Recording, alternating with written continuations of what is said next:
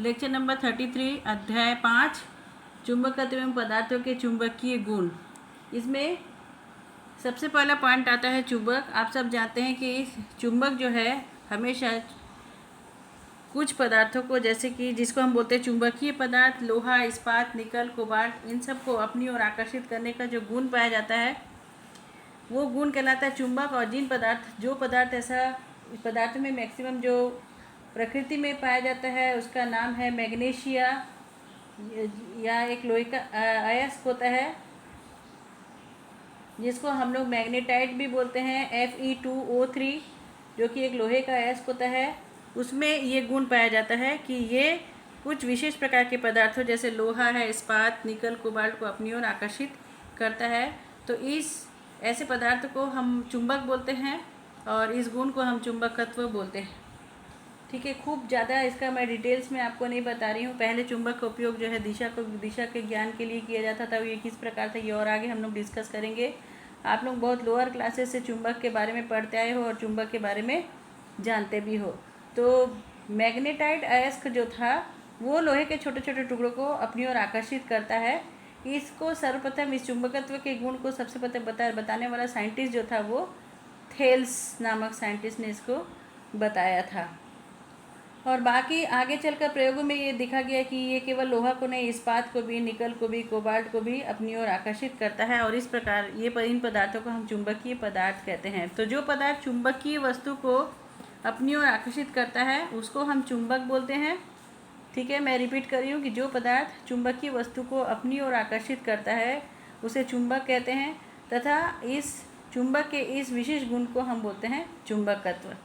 इसके बाद आ जाते हैं हम चुंबकीय ध्रुव। चुंबकीय ध्रुव में क्या होता है कि जहाँ पर चुंबक के जिस बिंदु पर इस आकर्षण बल का मान सबसे ज़्यादा होता है वो कहलाता है चुंबकीय ध्रुव। तो हम जनरली चुंबक को इस प्रकार से दर्शाते हैं। दो ध्रुव होते हैं चुंबक में, N और S ध्रुव होते हैं। यहाँ पर हम लोहे की कतरन को यदि एक सतह पर हम छोटे छोटे लोहे के कतरन को रख दें और यहाँ पर एक चुंबक को यदि रख दें और धीरे धीरे हम इसको यदि थपथपाते तो हम क्या देखते हैं कि मैक्सिमम जो कतरन जो है यहाँ पर आकर जो है वो जमा हो जाता है। ठीक है, तो ये जो दोनों पॉइंट है ये कहलाता है चुंबकीय ध्रुव, जिसको हम N और S से दर्शाते हैं। एक है उत्तरी ध्रुव, दूसरा है दक्षिणी ध्रुव। इन ध्रुवों को कभी भी हम अलग नहीं कर सकते हैं और डिटेल में हम बता रहे हैं। तो चुंबक के दो ध्रुव होते हैं, उत्तर ध्रुव और दक्षिण ध्रुव। इसके बाद हम आते हैं चुंबक के दो प्रकार। चुंबक के दो प्रकार में एक होता है प्राकृतिक चुंबक और दूसरा है कृत्रिम चुंबक। प्राकृतिक चुंबक मतलब नेचुरल मैग्नेट्स जो होते हैं वो क्या होते हैं, प्रकृति में पाए जाते हैं और ये बेडौल होते हैं और कम शक्तिशाली। बेडौल मतलब किसी भी आकार का, कोई निश्चित आकार इनका नहीं होता है और ना ही हम इनको कुछ निश्चित आकार दे सकते हैं। और ये कैसे होता है कि ये थोड़े से कम शक्तिशाली होते हैं, जबकि कृत्रिम चुंबक जो कि मैन मेड होते हैं, मानव द्वारा निर्मित होता है, इनको इच्छा प्रकार अपने इच्छित आकार से बनाया जा सकता है। हमको जिस प्रकार का शेप चाहिए उस हिसाब से बनाते हैं और ये क्या होता है, अधिक शक्तिशाली होता है। ठीक है, कई प्रकार के चुंबक होते हैं।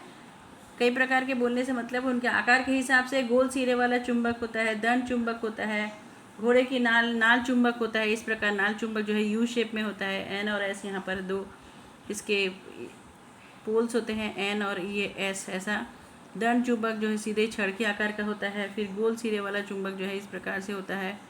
तो ये अलग अलग शेप के अलग अलग चुंबक होते हैं। तो ये कहते हो कि कृत्रिम चुंबक मानव निर्मित होते हैं और प्राकृतिक चुंबक जो है प्रकृति में बहुत आयत रूप से मिलता है, जिसको हम लोहे का, हमने क्या बताया था, एक लोहे का अयस्क मैग्नेटाइट के रूप में जैसे हमने बताया था। इसके बाद जो कृत्रिम चुंबक जो होता है उसके दो प्रकार होते हैं। एक होता है अस्थायी चुंबक और दूसरा होता है स्थायी चुंबक। इसके चुंबक के दो प्रकार हमने बताया और इसके भी हमने दो प्रकार बताए। ठीक है, इसके भी दो प्रकार, इसके भी दो प्रकार। कृत्रिम चुंबक के दो प्रकार, एक है स्थायी और दूसरा है अस्थायी चुंबक। जैसा नाम से स्पष्ट है, अस्थायी मतलब जिसका चुंबकत्व का अस्तित्व कम समय के लिए होता है वो है अस्थायी। ठीक है, चुंबकत्व का अस्तित्व मतलब चुंबकत्व का जो गुण है वो कम समय के लिए होता है और स्थायी चुंबक में चुंबकत्व का गुण ज़्यादा समय के लिए होता है। ठीक है, इसके बाद बिल्कुल इसके नाम के हिसाब से इसके डेफिनेशंस हैं। उसके बाद आते हैं चुंबक के गुण। खूब ज़्यादा डिटेल्स में हम नहीं बोलेंगे, आप थोड़ा बुक से थोरो कर लेना, क्योंकि आप बहुत छोटे से इन सब चीज़ों को पढ़ते आ रहे हैं। उसके बाद है चुंबक के गुण। प्रॉपर्टीज़ ऑफ मैग्नेट में सबसे पहला गुण जो होता है वह चुंबकीय पदार्थ को अपनी ओर आकर्षित करता है, ये सब जानते हैं आप लोग। दूसरा जो गुण होता है, चुंबक को जब हम स्वतंत्रतापूर्वक लटकाते हैं तो हमेशा ये उत्तर दक्षिण दिशा में आकर ठहरता है, ठीक है। तो इसके बाद जो सिरा भौगोलिक उत्तर की ओर संकेत करता है, ठीक है, जो सिरा भौगोलिक उत्तर, भौगोलिक मतलब भूगोल के अनुसार जो उत्तर दिशा होता है उस तरफ उत्तरी ध्रुव होता है, और भूगोल के अनुसार जो दक्षिण दिशा होती है वहाँ पर चुंबक का दक्षिणी ध्रुव स्थित होता है। खूब अच्छे से सुनिए आप लोग कि चुंबक को स्वतंत्रतापूर्वक लटकाने से चुंबक हमेशा उत्तर दक्षिण दिशा में ठहरता है। उत्तर दिशा में उत्तरी ध्रुव होता है चुंबक का, और दक्षिण दिशा में चुंबक का दक्षिण ध्रुव स्थित होता है, ठीक है, ये याद रखेंगे आप लोग। तो इसी दिशा का ज्ञान करते थे पहले के लोग, जो है इस चुंबक के द्वारा जो है दिशा का ज्ञान करते थे। उसके बाद तीसरा जो इसका गुण होता है चुंबक का, सजातीय ध्रुव में प्रतिकर्षण होता है और विजातीय ध्रुव में आकर्षण होता है। बिल्कुल जैसे आप विद्युत आवेश में आप पढ़ते थे वैसा ही है। फिर फोर्थ पॉइंट जो है वो है चुंबक के दोनों ध्रुव को हम अलग नहीं कर सकते। ये किसी भी चुंबक को आप दो हिस्से में जैसे बांट देते हैं तो ये दो हिस्से अलग अलग हो जाता है, तो यहाँ पे भी एक एन और एस रहेगा, इसमें भी इस दूसरे टुकड़े में भी एन और एस रहेगा। तो हम इसको कभी भी आज तक ऐसा संभव नहीं हो पाया। उसके बाद नेक्स्ट है कि चुंबक प्रेरण द्वारा चुंबकीय पदार्थ में चुंबकत्व उत्पन्न कर सकते हैं। प्रेरण की घटना चुंबकत्व के केस में भी हम पढ़ेंगे, ठीक है। प्रेरण मतलब सामने ले जाने से दूसरे चुंबकीय पदार्थ का चुंबक के जैसा व्यवहार करना। तो एक चुंबक से हम दूसरे चुंबक को बना सकते हैं प्रेरण के माध्यम से। उसके बाद द लास्ट पॉइंट इज कि चुंबक को यदि हम गर्म करते हैं, चुंबक को यदि पीटते हैं, पटकते हैं, घींचते हैं, इन सब से चुंबक का चुंबकत्व गुण जो है वो समाप्त हो जाता है, ठीक है। तो यहाँ पर एक पॉइंट जो मैंने अलग से मुझे डिस्कस करना है वो है चुंबकीय प्रेरण। तो क्या होता है कि यदि किसी चुंबकीय पदार्थ के पास हम एक चुंबक को लाते हैं तो चुंबकीय पदार्थ भी कैसा हो जाता है, चुंबकित हो जाता है। परंतु क्या आता है यहाँ पर देखिए कि आप, ये है चुंबकीय पदार्थ और ये है चुंबक, ठीक है। ये क्या है, चुंबक है और ये है चुंबकीय पदार्थ। यहाँ पर क्या होता है, जैसे ही हम एन सिरे को इस तरफ रखते हैं और एस, ठीक है, ये एन के सामने वाला सिरा जो है ये एस बन जाता है, उसके विपरीत वाला सिरा जो है वो, ठीक है, ये क्लियर है। ये चुंबक है और ये चुंबकीय पदार्थ है, ठीक।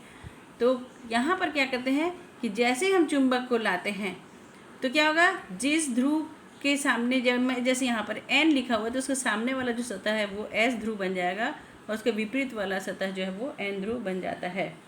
तो यहाँ पर इस क्रिया को, इस प्रकार से इस क्रिया को हम बोलते हैं चुंबकीय प्रेरण, ठीक है। तो ये चुंबकीय प्रेरण जो है, सीधे यदि हम इसको परिभाषित करना चाहे, परिभाषा यदि आप लिखना चाहते हैं तो क्या होगा कि किसी चुंबक की उपस्थिति में यदि किसी चुंबकीय पदार्थ में चुंबकत्व उत्पन्न होता है तो इस घटना को या इस क्रिया को हम बोलते हैं चुंबकीय प्रेरण, ठीक है। इसको हम बोलते हैं चुंबकीय प्रेरण। तो चुंबकीय पदार्थ यदि चुंबक की उपस्थिति में प्रेरित होकर चुंबक का गुण प्रदर्शित करने लगे तो इस क्रिया को हम बोलते हैं प्रेरण की क्रिया। उसके बाद नेक्स्ट इधर पे आ जाइए,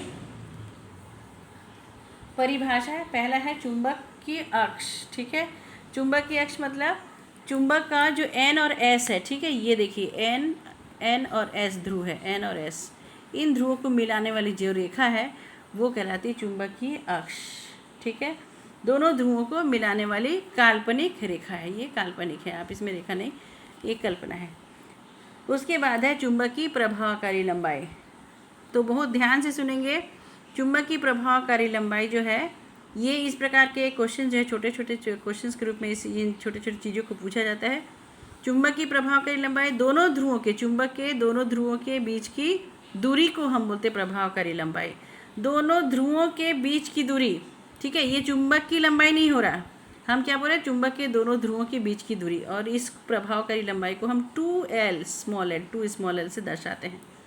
उसके बाद आ जाते हैं चुंबक की ज्यामितीय लंबाई। देखो अब क्या है कि दो लंबाइयाँ अलग अलग क्यों हैं, यहाँ पर देखिए, यहाँ पर एक इम्पोर्टेंट चीज़ मैं बताने जा रही हूँ जो कि बिल्कुल अलग है। ये आप लोग 10th क्लास में जो पढ़े उस हिसाब से याद है या नहीं है कि चुंबक के जो दोनों ध्रुव होते हैं एन और एस थोड़े से चुंबक की बाउंड्री से अंदर की ओर होते हैं, एकदम यहाँ बाउंड्री के ऊपर उपस्थित नहीं होता है। तो ये थोड़े अंदर होने के कारण एन और एस ध्रुव इन दोनों को मिलाने वाली जो रेखा है ये है 2L, समझ में आया। परंतु यहाँ से लेकर यहाँ तक के बाउंड्री के बीच का जो डिस्टेंस है ये होता है चुंबक की ज्यामितीय लंबाई। क्यों ज्यामितीय स्केल का हम उपयोग कर रहे हैं, लंबाई इस लेंथ को नापने के लिए हम क्या करेंगे स्केल का उपयोग करते हैं। परंतु हम क्या करते हैं इस ध्रुवों को मतलब दोनों लंबाई को हम क्या कर देते हैं कंफ्यूज कर देते हैं। कन्फ्यूजन नहीं होना चाहिए। दोनों ध्रुवों के बीच की दूरी को हम बोलते हैं चुंबक की प्रभावकारी लंबाई, जिसको हम 2L से दर्शाते हैं। जबकि दोनों सिरों के बीच की जो दूरी है वो कहलाती है चुंबक की ज्यामितीय लंबाई, याद रखेंगे, ठीक है। ज्यामिति बोलते हैं, ज्यामिति का हम उपयोग करते हैं इसलिए। तो ये जो प्रभावकारी लंबाई होता है, प्रभावकारी जो लंबाई है वो क्या होता है 5/6 भाग ऑफ ज्यामितीय लंबाई के होता है। याद रखिए आप इस चीज़ को कि हम कैसे निकालते हैं चुंबक की प्रभावकारी लंबाई को, हम कैसे निकालते हैं, ठीक है। आपको याद रखना है ये चीज़। तो क्या क्या याद रखना है आपको कि चुंबक की प्रभावकारी लंबाई बराबर होता है 5/6 गुणित चुंबक की ज्यामितीय लंबाई, ठीक है। याद रखेंगे इस चीज़ को। तो जब आपको प्रभावकारी लंबाई निकालना हो तो आप क्या करेंगे चुंबक की पूरी लंबाई को निकाल लेंगे और उसका क्या करेंगे 6/5 कर देंगे, ठीक है। ये क्लियर है। तो 5/6 कर देंगे, चुंबक की प्रभावकारी लंबाई निकालेंगे 5/6 गुणित चुंबक की ज्यामितीय लंबाई, चुंबक को नाप लेंगे, याद रहेगा। और ये नापना है तो इस प्रकार से कर सकते हैं। तो आपको नापना कौन सा आपसे नाप सकेंगे इसको, क्योंकि आप इससे स्केल का उपयोग करें। तो आपका एग्जैक्ट आप तो नहीं बता सकते कहाँ पर एन और एस ध्रुव स्थित है, इसलिए आप क्या करेंगे चुंबक की ज्यामितीय लंबाई को नापेंगे और उसका 5/6 हिस्सा कर देंगे तो आपको चुंबक की प्रभावकारी लंबाई। ये क्या है प्रैक्टिकल पर्पस में ये इस प्रकार का चीज़ जो है हम यूज़ करते हैं इन लंबाइयों का, ठीक है। तो एक हो गया चुंबक की प्रभावकारी लंबाई, चुंबक की ज्यामितीय लंबाई, यहाँ तक हो गया क्लियर। चुंबक की प्रभावकारी लंबाई को याद रखेंगे आप हमेशा 2L से दर्शाते हैं, स्मॉल l से। उसके बाद आ जाते हैं चुंबक की यामोत्तर, मैग्नेटिक मेरिडियन, ठीक है। ये क्या है एक तल है, कैसा तल देखो चुंबक के चुंबकीय अक्ष के लंबवत है, ठीक है। ये 3D फिगर कैसे बनाएंगे इस प्रकार से बनाएंगे एक तल को ABCD जो है ये चुंबकीय यामोत्तर है। कैसे होगा ये चुंबकीय यामोत्तर कैसे होगा कि चुंबकीय अक्ष उसमें से होकर पास होगा, चुंबकीय अक्ष उस तल से होकर गुजरेगा, परंतु इस चुंबकीय अक्ष से क्या होगा ये लंबवत होगा, ठीक है। या हम बोलेंगे कि ये जो चुंबक हमारे हम इस बोर्ड पे जैसे रख रहे हैं कॉपी पे रख रहे हैं इसके बिल्कुल ऐसे लंबवत होगा, ऊर्ध्वाधर तल होगा, ठीक है। ऊर्ध्वाधर इस प्रकार का एक तल ऐसा तल होगा। ये है मैग्नेटिक मेरिडियन या चुंबकीय यामोत्तर। उसके बाद आ जाते हैं उदासीन रेखा। उदासीन रेखा क्या होता है चुंबक का जो केंद्र है, केंद्र कैसा होगा एन और एस ध्रुव को मिलाने वाली रेखा के जस्ट आधे में यदि एक रेखा है जो कि बिल्कुल लंबवत है और बीचों बीच से जाती है, ये रेखा कहलाएगी उदासीन रेखा, ठीक है। ये चुंबक का केंद्र कौन सा यहाँ पे मैंने बताया O है, ठीक है। उसके बाद हम आ जाते हैं कि एक क्वेश्चन है, आप लोग इसको ऐसा नहीं कि बिल्कुल हमको आता है उस हिसाब से छोड़ देने का, ज़्यादा सुनने समझने का ऐसा नहीं करेंगे। हर एक क्वेश्चन अब क्या है पैटर्न चूँकि चेंज हो गया है तो आपके लिए हर छोटा से छोटा प्रश्न जो है आपके लिए IMP है। कई बार हम ऐसे ही सरल प्रश्न को हम जानते हुए भी चूँकि हम उसके बारे में एग्जैक्टली नहीं खूब अच्छे से डिटेल्स में नहीं पढ़ते हैं तो हम लिखते समय हम गलती कर लेते हैं। तो इसमें पहला है कि चुंबकीय पदार्थ और चुंबक में अंतर क्या है। दोनों चीज़ हम साइड बाय साइड एक साथ बोलते जा रहे हैं। तो चुंबकीय पदार्थ जो है क्या होता है, ये अणु जो है चुंबकीय पदार्थ के अणु कैसे होते हैं विभिन्न आकृति वाले बंध समूह में, कोई भी आकृति वाला बंध समूह में ये स्थित होता है। जबकि चुंबक में क्या होता है अणु जो है वो निश्चित क्रम में व्यवस्थित होते हैं। आप लोग मेरे को अच्छे से सुन करके इनको नोट कर लेंगे। कैसा होता है चुंबकीय पदार्थ के अणु विभिन्न आकृति वाले समूह में ऐसा कोई भी शेप में होते हैं, जबकि चुंबक में जो अणु होते हैं वो निश्चित क्रम में व्यवस्थित रहते हैं, जमे हुए रहते हैं, क्रम से निश्चित क्रम से जमे हुए रहते हैं, ठीक है। उसके बाद दूसरा पॉइंट है चुंबकीय पदार्थ को आप स्वतंत्रता पूर्वक लटकाएंगे तो किसी भी दिशा में ठहरेगा, परंतु चुंबक को हमेशा स्वतंत्रता पूर्वक लटकाएंगे तो वह हमेशा उत्तर दक्षिण दिशा में ही ठहरता है, ठीक है। चुंबकीय पदार्थ किसी भी दिशा में और चुंबक जो है हमेशा उत्तर दक्षिण दिशा में ठहरता है। फिर है थर्ड पॉइंट जो है चुंबकीय पदार्थ हमेशा क्या करता है चुंबक की ओर आकर्षित होता है, ठीक है, और हमेशा आकर्षित होता है। परंतु चुंबक में ऐसा नहीं होता। चुंबकीय पदार्थ क्या करता है?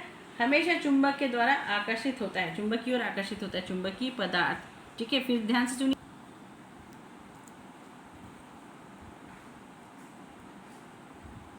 क्या होता है? चुंबक के द्वारा आकर्षित होता है, परंतु के आकर्षण की बात हो रही है यहाँ पर। परंतु चुंबक में क्या गुण होता है? सजातीय आवेशों में क्या होता है? प्रतिकर्षण होता है, और विजातीय आवेशों में आकर्षण होता है। याद रखिए इस पॉइंट को। चुंबकीय पदार्थ वो चुंबक हमेशा, या हम बोलेंगे चुंबक के द्वारा हमेशा आकर्षित होता है। कौन? चुंबकीय पदार्थ। परंतु चुंबक में क्या गुण होता है कि यदि N के पास S ध्रुव को ले जाएंगे तो आकर्षण होगा, और यदि हम N के साथ N ले आएंगे या S के साथ S को ले आएंगे साउथ पोल को, तो उसमें प्रतिकर्षण होगा। उसके बाद लास्ट जो है वो है चुंबकीय पदार्थ में चुंबकीय आकर्षण या प्रतिकर्षण बल। दो चुंबकीय पदार्थों में, ठीक है, उनके बीच में कोई आकर्षण प्रतिकर्षण बल नहीं लगता है। दो चुंबकीय पदार्थ के बीच में आपस में कोई आकर्षण प्रतिकर्षण बल लगते, परंतु दो चुंबकों के बीच में आकर्षण प्रतिकर्षण बल लगता है, ठीक है। तो ये सारे पॉइंट्स थोड़े से कंफ्यूजिंग हैं, परंतु आप ध्यान से मुझको सुनिए और एक एक पॉइंट को लिखिए। तो यहाँ ये 4 पॉइंट्स हैं, यहाँ पर अंतर के 4 पॉइंट्स हैं। उसके बाद हम आ जाते हैं कूलाम का व्युत्क्रम वर्ग का नियम, ठीक है। कूलाम का व्युत्क्रम वर्ग का नियम, इसका स्टेटमेंट क्या है कि किन्हीं दो ध्रुवों के मध्य लगने वाला बल, हमने जनरलाइज वे में बताया, किन्हीं दो ध्रुवों के, दोनों एन हो सकते हैं, दोनों एस हो सकते हैं, एक एन हो सकता है, एक एन हो सकता है, एक एस हो सकता है। ध्रुवों की बात करें हम यहाँ पे, तो किन्हीं दो ध्रुवों के मध्य लगने वाला बल उन दोनों ध्रुवों के ध्रुव प्राबल्य के गुणनफल के समानुपाती और उनके बीच के दूरी के वर्ग के व्युत्क्रमानुपाती होता है। कूलाम का व्युत्क्रम वर्ग का नियम आप लोग आवेशों के केस में पढ़ लिए हैं, आप लोग स्थिर आवेश के चैप्टर में। वहाँ पे आवेश लिखते थे, यहाँ पे ध्रुव प्राबल्य लिखेंगे। देखिए दो चुंबक है, ये देखिए एक ध्रुव प्राबल्य M1 है और दूसरे का ध्रुव प्राबल्य जो M2 है। इनके बीच का डिस्टेंस यदि D है तो इन दोनों के बीच में जो चुंबकीय बल लगेगा वो कैसा होगा? इन दोनों के बीच में जो लगने वाला आकर्षण बल भी हो सकता है, प्रतिकर्षण बल भी हो सकता है, ठीक है। तो कैसा होगा? उन दोनों के ध्रुव प्राबल्य के गुणनफल के समानुपाती और उनके बीच के दूरी के वर्ग के व्युत्क्रमानुपाती। दोनों को एक साथ देखिए मिला के लिखा है, तो F समानुपाती M1 M2 upon D square. F equal to डाल दिए समानुपाती को हटा करके, तो F equal to K times of M1 M2 upon D square, ठीक है। K का मान होता है म्यू नॉट। K एक स्थिरांक है, इसका मान है म्यू नॉट अपॉन 4 पाई। म्यू नॉट क्या है? वायु की या निर्वात की चुंबकशीलता। पहले हम विद्युतशीलता पढ़ते थे फर्स्ट चैप्टर में, अब है चुंबकशीलता, वायु या निर्वात की। एब्सोल्यूट परमीबिलिटी, ठीक है, एब्सोल्यूट परमीबिलिटी। यहाँ पर F का मान यदि हम रखते हैं तो क्या हो जाएगा? F equal to mu naught upon 4 pi M1 M2 upon D square. इस म्यू नॉट अपॉन 4 पाई की वैल्यू जो है वो आती है, इस म्यू नॉट की वैल्यू है 4 पाई 10⁻⁻7 हेनरी पर मीटर और न्यूटन पर एम्पियर मीटर स्क्वायर, ठीक है। तो यहाँ पर जब वैल्यू रखेंगे तो 4 पाई कैंसिल हो जाएगा, केवल बचेगा 10⁻⁻7 M1 M2 upon D square, ठीक है। देखिए यहाँ पर म्यू नॉट की वैल्यू मैंने रखा 4 पाई इंटू 10⁻⁻7 और अपॉन क्या हो जाएगा 4 पाई। ये म्यू नॉट की वैल्यू हमने रख दिया यहाँ पर, और M1 M2 upon D square, तो ये दोनों कैंसिल हो जाएगा, बचेगा 10⁻⁻7 M1 M2 upon D square, यहाँ पर मैंने रख दिया। तो इस प्रकार F का जो फॉर्मूला आया वो क्या है? F क्या है? दोनों ध्रुवों के मध्य लगने वाला आकर्षण या प्रतिकर्षण बल का मान। आकर्षण कब लगेगा? जब दोनों ध्रुव N होंगे या SS होंगे, सॉरी, आकर्षण कब लगेगा? जब विजाती होंगे, एक N और एक S होगा। और प्रतिकर्षण कब लगेगा? जब दोनों NN होंगे या दोनों SS ध्रुव होंगे। तो F equal to 10⁻⁷ M1 M2 upon D square. इसके बाद आ जाते हैं यूनिट पोल, एकांक ध्रुव किसको कहते हैं, इसी की सहायता से हम निकालेंगे। हम क्या मानेंगे कि माना इन दोनों ध्रुवों के मध्य लगने वाला आकर्षण या प्रतिकर्षण बल का मान 10⁻7 न्यूटन है, ठीक है, न्यूटन है। और M1 और M2 दोनों आपस में बराबर है और प्रत्येक जो है M के बराबर है, ठीक है। तो प्रत्येक, ये भी M है, ये भी M है। D जो है इनके बीच की दूरी को हम ले रहे हैं 1 मीटर। F क्या लिए हमने? 10⁻⁷ न्यूटन। m1 और m2 को दोनों को इक्वल लिया, ये भी m1 को भी m लिया, m2 को भी m लिया। d क्या है 1 मीटर लिया, सारे मान को यहाँ पे रख दिया। देखो क्या होगा रखने से यहाँ पे 10⁻⁻7 इक्वल टू 10⁻⁻7 और उसके बाद m इंटू एम अपॉन 1, तो ये कट जाएगा, m square is equal to 1 और m इक्वल टू +-1, ये आ गया 10⁻⁻7 sorry minus plus minus n plus 1 आ गया, m इक्वल टू +-1 आ गया। ठीक है, इकाई ध्रुव। तो इकाई ध्रुव को कैसे बोलेंगे? जो एकांक ध्रुव वह ध्रुव है जो वायु या निर्वात में 1 मीटर की दूरी पर स्थित समरूप ध्रुवों को 10⁻⁻7 न्यूटन के बल से प्रतिकर्षित करता है। ठीक है, यदि दो समान ध्रुवों के बीच की दूरी 1 मीटर है, ठीक है, और दोनों समान बोलना है आपको, दोनों m1 m2 हम जो समान लिया m1, तो दो समान ध्रुवों के मध्य यदि दूरी 1 मीटर की है और उनके बीच लगने वाला प्रतिकर्षण बल का मान कितना होगा? 10⁻⁻7 होगा। प्रतिकर्षण बोला है